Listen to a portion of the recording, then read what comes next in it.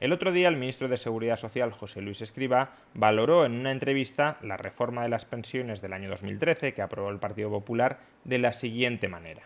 Una persona con 75 años no tiene ninguna capacidad de reacción. No tiene una capacidad de reacción. Por eso la reforma del 2013 es desquiciada.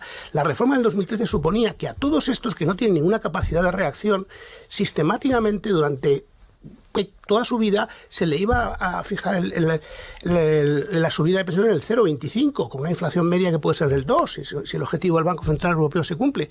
¿Eso qué supone? Lo que suponía la reforma del 12 es que conviene que lo sepamos, lo que no se llegó prácticamente a aplicar, significa que una persona que entra a la edad de jubilación con 1.000 euros, cuando termina su vida laboral, su vida pensionable, más en promedio, tendrá 700 euros de pensión en términos reales, en términos de poder adquisitivo. Esto es que no ocurre en ninguna parte del mundo. A veces me preguntáis que por qué no entro en política. Y bueno, es que parece que para ser político, por muy técnico que hayas sido en un origen, tienes que terminar mintiendo con descaro. Porque eso es lo que hace José Luis Escrivá en este vídeo. Mentir sobre la reforma del año 2013.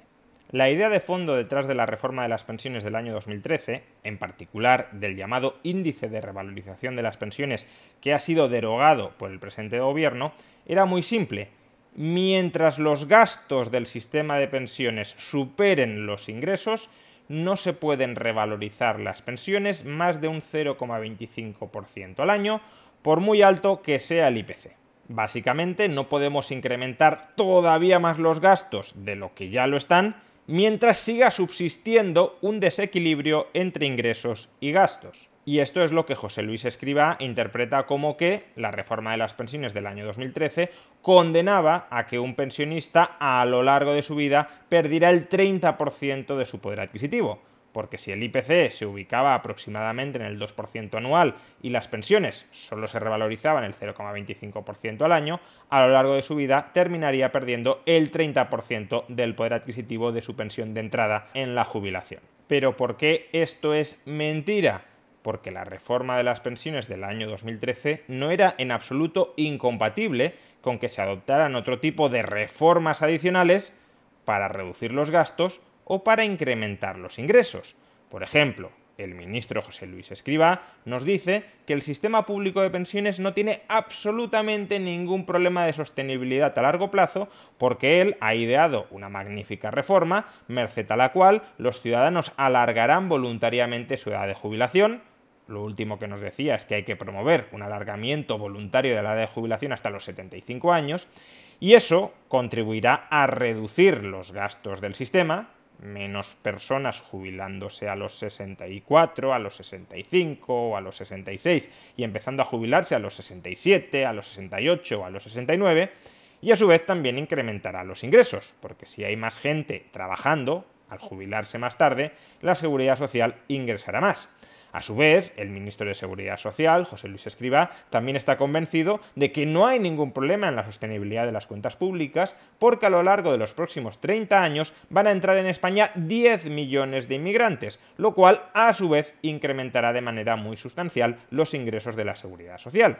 Pues bien, si es verdad que todo esto sucede, si es verdad que todo esto va a pasar, si es verdad que las cuentas de la Seguridad Social no se van a resentir, porque por un lado la gente se va a empezar a jubilar más tarde y por otro van a ir llegando inmigrantes que incrementarán muy sustancialmente los ingresos de la Seguridad Social, ¿por qué ha derogado José Luis Escrivá el índice de revalorización de las pensiones? ¿Por qué ha derogado la reforma de las pensiones del año 2013? ¿Por qué nos está intentando engañar diciendo que la reforma de las pensiones del año 2013 necesariamente implicaba que las pensiones de los pensionistas se iban a reducir en términos reales un 30%? Si todo sucede tal como ha previsto José Luis Escrivá, el déficit de la Seguridad Social desaparecerá de manera muy natural. Y en ese caso, dentro de la reforma de las pensiones del año 2013, dentro del marco del índice de revalorización de las pensiones ya podrán volver a incrementarse al IPC o incluso por encima del IPC.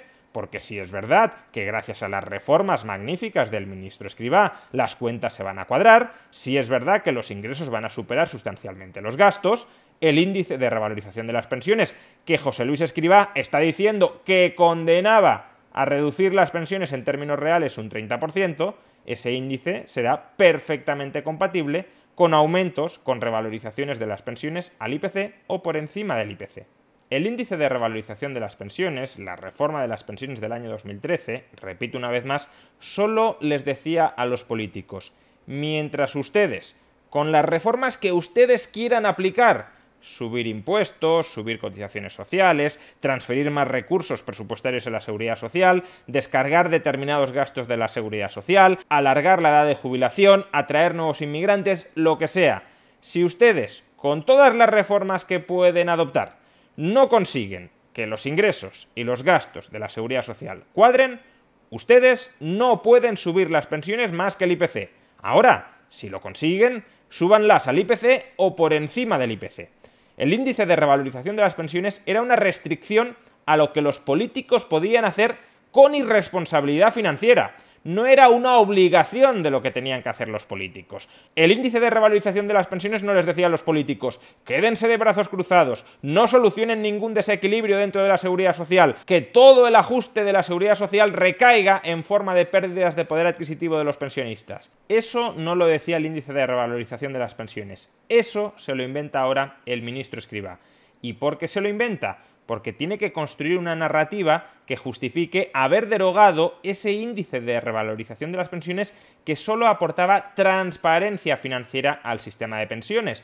Evidentemente, si después de todas las reformas que aprueban los políticos no consiguen cuadrar las cuentas de la seguridad social, las cuentas de la seguridad social tendrán que cuadrarse automáticamente, impidiendo revalorizaciones de las pensiones por encima del IPC. ¿O es que estamos diciendo que si el sistema se mantiene desequilibrado después de todos los ajustes que podemos hacer, nos da igual que el sistema se mantenga desequilibrado, que vamos a seguir acumulando deuda, deuda y deuda hasta que el sistema reviente? A lo que debería responder el ministro Escrivá es a una pregunta tan simple como la siguiente: si estás tan convencido de que tus reformas conducen a la suficiencia financiera de la seguridad social, ¿por qué te has cargado el índice de revalorización de las pensiones? Si tus reformas sacan a la seguridad social de cualquier tipo de problema financiero, ¿en qué te molesta un índice que te dice: mientras haya problemas financieros, que tú has eliminado por lo visto, no se pueden revalorizar las pensiones por encima del IPC? ¿No nos dices que ya están todos los problemas financieros resueltos? Pues entonces el índice de revalorización de las pensiones no te afecta en nada, no te restringe en nada, se pueden seguir revalorizando las pensiones al IPC. ¿O es que a lo mejor con tus reformas no se han solucionado todos los desequilibrios financieros de la seguridad social y justamente te has tenido que cargar el índice de revalorización de las pensiones para poder hacer aquello que no debías hacer? ¿O tienes muy poca confianza en la viabilidad futura de las reformas que has aprobado? ¿O la derogación del índice de revalorización de las pensiones no es más que una vendetta política de carácter propagandístico que únicamente añade oscuridad y confusión al sistema público de pensiones? En cualquier caso, o estamos ante un comportamiento deshonesto o ante un comportamiento deshonesto.